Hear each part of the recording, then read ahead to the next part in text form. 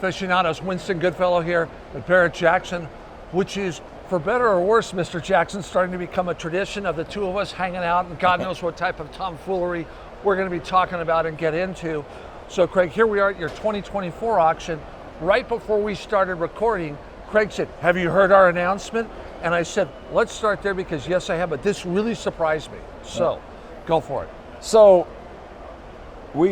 us and Endeavor have been doing questionnaires of our customers. What do they like? What don't they like? And they really did a lot more drilling down into hospitality and what is it that makes you want to come to a Barrett-Jackson. And we sort of went back to our roots of during COVID. And during COVID, we did the October Barrett-Jackson and everybody loved it. I remember that. And we're dealing with site issues of construction in Vegas, and we're trying to figure out how to put everything, and we all sat around tables and said, let's listen to our customers. Let's do October Barrett-Jackson and see how that one goes. So I think it'll be phenomenal. It's going to have a little different flavor.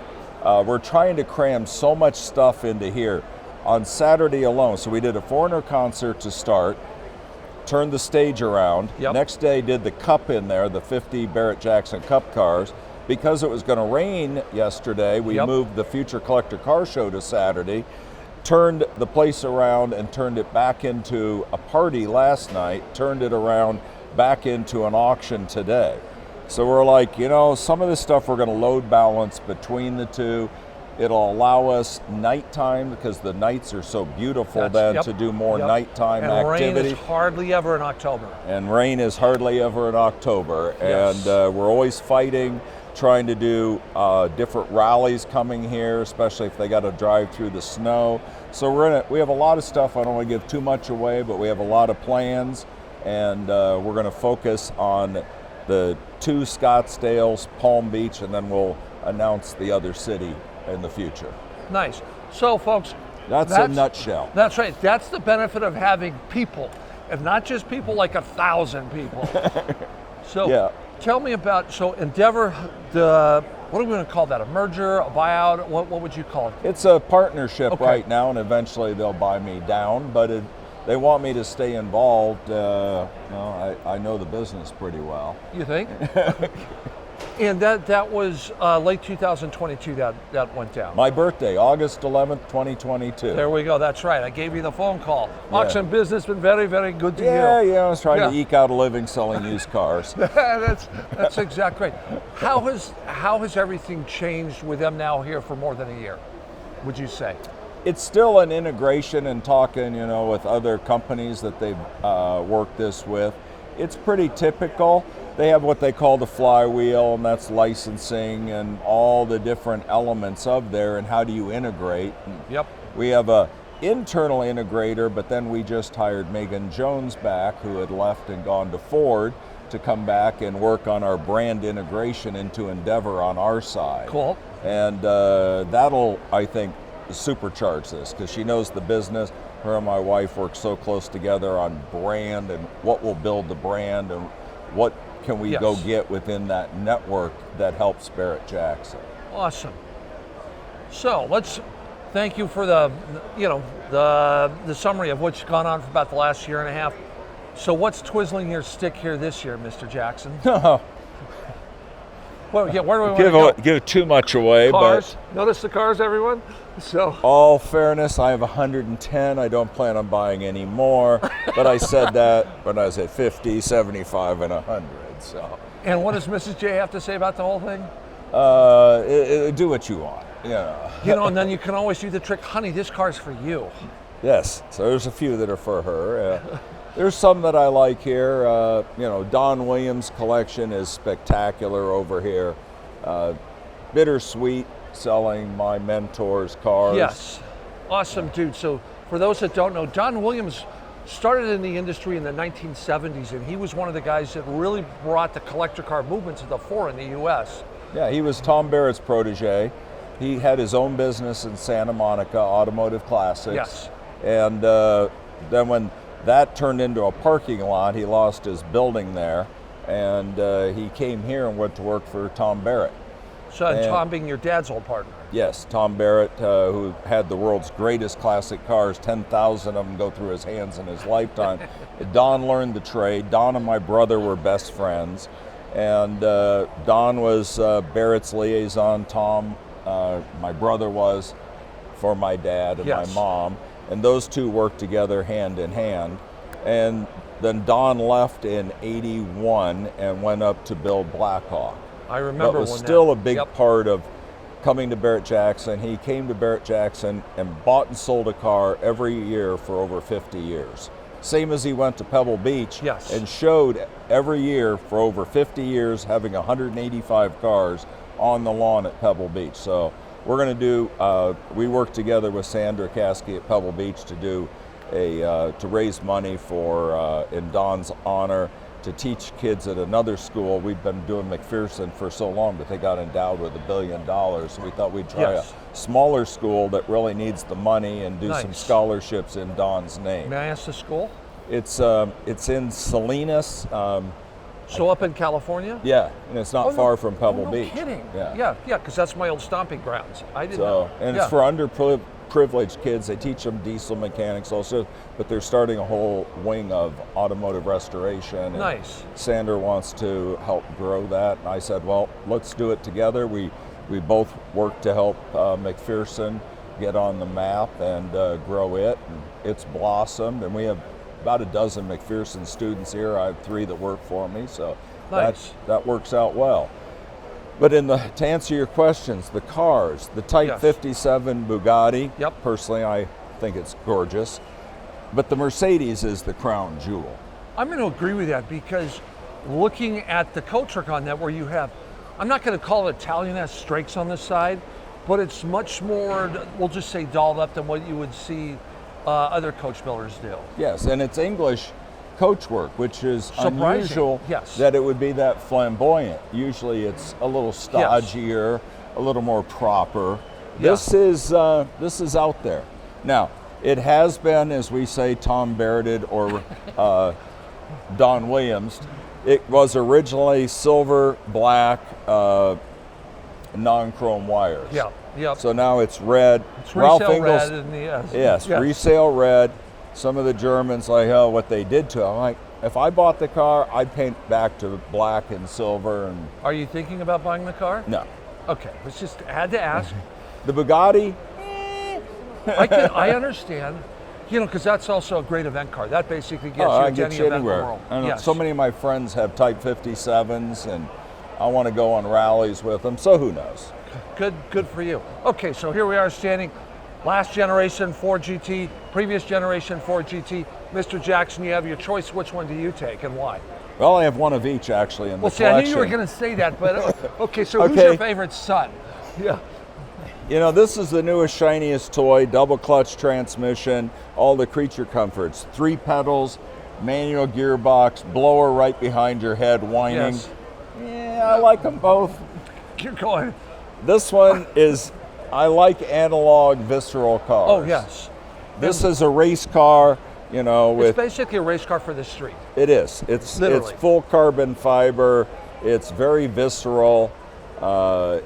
It's a great car. The first day at Apex, our racetrack here, before they put in the first day, it's all dirt track. What did Craig do? No 5, 4, 3, 2, 1, no chicane. What did Craig do? So I go down the straightaway and I'm like, let's see what this thing will do. So I get it up to about $165, 170.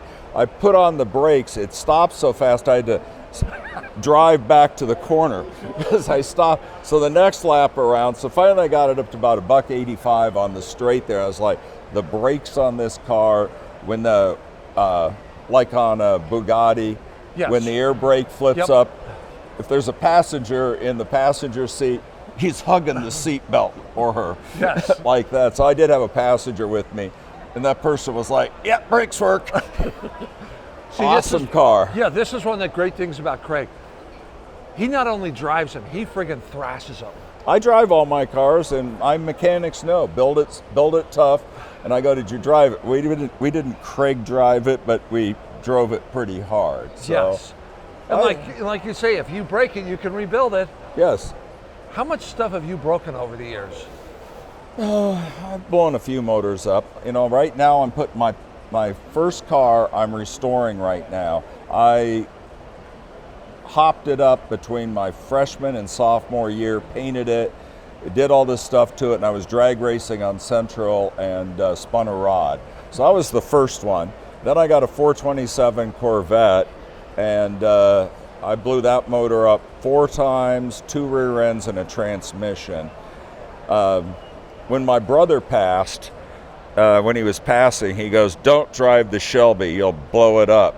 So at his funeral, I dropped the clutch and threw the differential out the back end.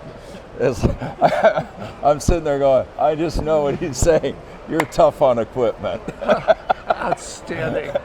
But you know, the cars are made to be driven. I don't have trailer queens. I just got the new Chiron, and we've already put almost 1,500 miles on it. So have you had to spend 20 grand on new tires yet, or whatever the astronomical number is? Those are much cheaper. They don't have the run flats like the Veyron, so they run basically, you still have to buy them through Bugatti. Yes. But they're just like regular P0s, you know, type. They're not. They're actually Michelin Cup 2 type tires. So what you're saying is the Chiron is for the poppers because the maintenance is less? Well, it comes with a 5-year bumper-to-bumper warranty. Actually, mine just got back from its first service. So it's they cover full service, everything. Compare and contrast the Veyron and the Chiron. It's much more comfortable. It's quieter. The seats are much more comfortable. The Bluetooth actually syncs right up. XM radio, 6-way power seats. It's quiet. It is docile when you want it to be, and when you stab it, all 1,500 horsepower come on. So it's a great car to drive. I ended up buying the last US spec Bugatti Chiron.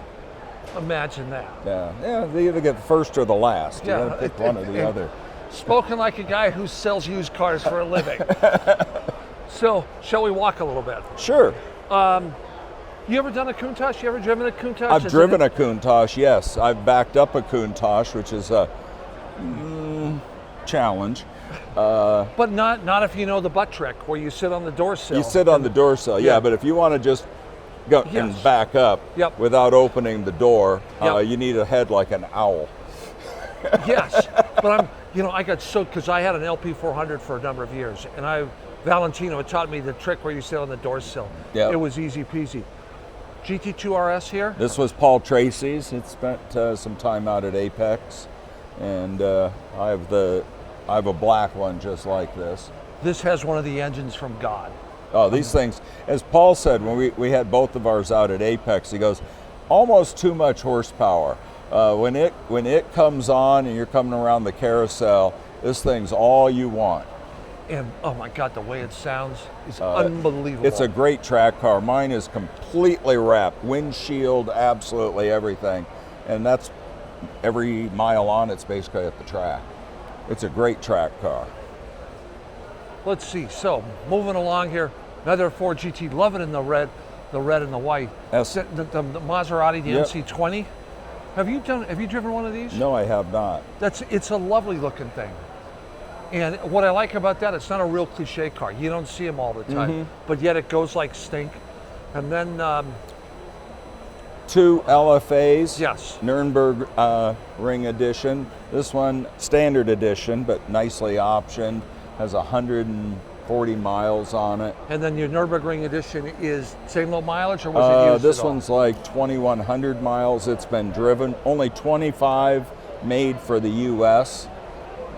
This is a great looking car. It color is. on the car, actually. It is. You know, in Lexus, their luxury, it has all the creature comforts, where Ford GT and that, not quite so much.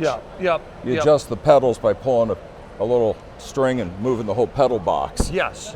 You know what's funny is now turning around like this and seeing something SF90. plugged into a Ferrari. Yes. Have you driven one of these guys? No, I haven't. I was actually surprised. I drove an SF90 Aperta. I was surprised how much I liked it. You know, it's the update of the La Ferrari. Yes. It is got close to the same horsepower. But with a V8 and then electrics. Yes. Yeah. It's Like I said, I was not expecting to like it. I freaking loved it. You know, when I drove Dead Mouse's P1, first P1 I'd ever driven, and you know, the things you think in your life you regret. I got offered a P1 at Monterey when they were brand new. I got offered a 918. Both I said, yeah, I don't know if I'm a hybrid guy. And I regret not buying a P1 when they were new. Should have bought a 918 too. But I really love the P1. It is such a visceral car. But when that electric spools up instantly and then the turbos come on, it is just linear launch. Yep. And it's visceral because the wastegates and the turbos are literally right behind your head. It's when they shut down. And when I drove Sammy's LaFerrari with him, same type of visceral thing. You hear that 12 crank up. You hear just that sound. And then with carbon fiber tubs, everything's stiff, and you're getting all the noise and the vibrations from it and all that type of thing. Yep. It's good stuff. So have you done the F12? Have you driven an F12 TDF or any F12? I had an F12 for a while. It minded me a lot of a Viper in a lot of ways because you have to steer it with the throttle. And then later in 812s, they put the rear steering on it. So they took out that tendency to go loose. But you know, how much horsepower it has, they're great cars. I love the sound, I love everything. Agreed. I got sideways twice in it. Once with my wife, and she's like, I'm not enjoying this. Outstanding. Yeah, I spent a few days with a Bud's F12, which isn't nearly as visceral as this. They're great cars. I decided I wanted to get something else at the time, so I bought her a 488, and how'd she like it? She liked it. Too docile for me. No surprise. Yes. No surprise. We ended up selling that. So I do buy and sell cars. I don't always keep them all. You know, you might want to try that as a living sometime. You know, it actually works out pretty well. Another car that's iconic, the last analog Porsche supercar. These sound incredible. Unbelievable. They're great cars. You just got to know how to drive them. Yes, that's it. And you got to have good tires on them. And you got to know how to work a clutch that catches pretty quickly. Yes. It is a little tricky to drive one. I've driven several of these, and it's one that you really have to pay attention. But it's because it's interesting between the 918, which we'll wander on over to, and the Carrera GT. If I had my pick of one, I'm taking this. That may be faster and more refined, but this is the event. It is. I would say. So you missed out on a McLaren P1, you missed out on the 918 when they were new, but enough of them are made so that you can get them on the secondary market. Yes. Have you gone and back I've driven quite a few. We've sold 3 918s. I like the car. To drive it, it's a great car. I just never wanted to put one in the garage yet for long term. I really was close to buying the white one we had with the red interior. That was a beautiful car. Drove it around. I did one of my first looks on it. Drove the car around. Brought it out to Westworld. Got on it. It gets with the program. Oh yes. You know, Laguna Seca. All 3 of them were not far off. It's not quite as visceral as the P1. But it is, it's German engineering. It is a great car. And then speaking of German engineering, thank you for the perfect lead-in, Mr. Jackson. The quintessential Mercedes right here. This has had a 3-year restoration done up in Vancouver by the shop that does more of these than I think anyone else in the world.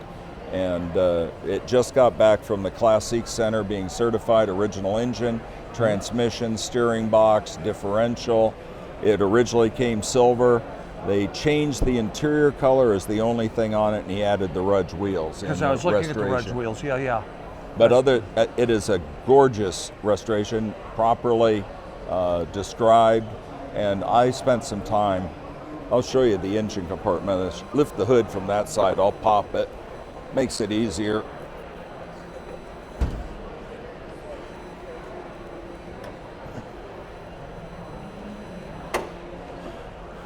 Just look at the restoration. Yeah, and it's like that underneath. We have detailed pictures, put it up on a lift, shot everything underneath. Every sheen on the black between the engine, all the hose clamps, all the CAD plating, it is flawless. It drives flawless. It did one day on the Colorado Grand, did 250 miles. He brought it back. He drove another car the rest of the way, the owner. Went through the suspension again, didn't like the way that the shocks were handling. He put sport shocks on it. He has sorted the car out so that you can take it on a road rally tomorrow. And I love the period plaid interior. Yeah, and it has two sets. So it has the leather seats, summer and winter seats. Does your Chiron have that? No, they don't. They're sort of bolted in. Yeah, and then speaking of Chiron. Here you go. Yes. Exposed carbon fiber. What I love about Bugatti fantastic. is quality of, just look at how it comes down the center, how the pattern comes across the hood, across the fender, down the fender, across the door, into the rear quarters. Because what's interesting like this, for years, Pagani was the only guy that did that type of quality control, particularly when you had the exposed, lacquer finished carbon fiber. And when it's done right, it's spectacular. This car, the lights in here don't do it justice. When it's outside, this car just glows. I could imagine. Dark blue and black, which matches the Type 57. Yes. Same colors. French Racing blue on the interior, satin carbon on the interior. I mean, this car's window sticker back in 18, it was like 2.3, 3.2 or 3.4, somewhere up in there. Because the exposed carbon is 200 for the front and 200 for the back. Think of that. Yeah, which you can go out and buy a nice car for. You can. Let alone in many areas of the country, a house. Yes. So it is well optioned, and it's selling at no reserve. How many cars are you running across the block? 2,032 right now. But you were typically keeping it around 1,500. No, last year we were 1,980. And then we had a lot of demand. We had to turn away. That's another reason why we chose to do October. I was going to ask we had about almost that. 500 cars we couldn't accommodate. Some we pushed to Smart. Palm Beach. Okay. But we want to try to load balance between the October and the January, maybe not go as late, add some other festivities, take a little of the pressure off. And we could have gone 2 weekends, and done a whole marathon. And we're like, that's a lot. Let's do one with a different type of weather where we can do different types of things, maybe focus. My goal when I put this docket together with Steve was, let's do a supercar salon and then a regular salon. This is the supercar salon. We did not put Trump's car in here because it needed its own backdrop, but having Donald Trump's 97 Lamborghini Diablo, and we're not promoting it on the internet. The owner's got a big internet presence. He's been promoting it on the internet, and there's a lot of pictures on the internet of the Donald driving that, which is amazing that he was born and raised in New York, but he drives a stick shift. Yes. I think that's pretty cool. And it's a Lambo. Yes. Yeah. So, a lot of pictures of him driving that car. We have just some really iconic cars this year. Best selection of Hemi cars we've ever had, the Frank Teagues collection. It is. What's making you say that? 71 Hemi Challenger. We had, last year was 71 Hemi Cuda. Yep. Colors I like, purple, white interior, almost the clone to my convertible, but in a 71. Across the board, we have, I think, 12 Hemi cars. We got Nicolas Cage's Cuda over here, several that are coming from the Frank Teagues collection. Camaros, multiple COPOs, Yenkos, ZL1. I mean, there's just, it's a deep docket. And then what else I like, which would have really twizzled my stick, two Super Duty Trans Ams. Yes. Yes, and we have a lot of, we get one, then we got another, and we're like, it's going to bring the buyers. You miss out on one, you're going to want the next one. Thanks, Mr. Jackson. All Just right. in case I wanted to bid. Final question. So what's the purchasing power this year? So how much do you have in letters of credit and stuff up to this point? Because I know it always goes up during the week. It does. last night, I'd have to look at the report. We were like 1.6, I think, 1.6 billion. Let me Yeah, pull. so basically, and then how many registered bidders? Well, we're way ahead of last year, and last year we ended up at like 5,980. Okay. We were almost 6,000. So here's a key to business. You offer less than 2,000 cars to 6,000 people that currently have $1.6 billion in purchasing power. Not a bad way to go. And you put them in an environment that's fun, live television. It's rock and roll. That's what Barrett-Jackson's all about. I didn't pull the report up, but I know it'll end up probably around $2 billion, probably 6,000 bidders. Yeah. And Barrett-Jackson's all about having fun, adding all these elements. People have just been ecstatic kicking it off with Foreigner, with a live concert here. And I'm even surprised how many people are here today. When I walked in to get the old press credential, I'm like, holy Toledo, Yesterday what's it going on? rained and this place was packed. Yeah, and Saturday was the same. It was. So it's all indicators it's going to be a great year. Cool.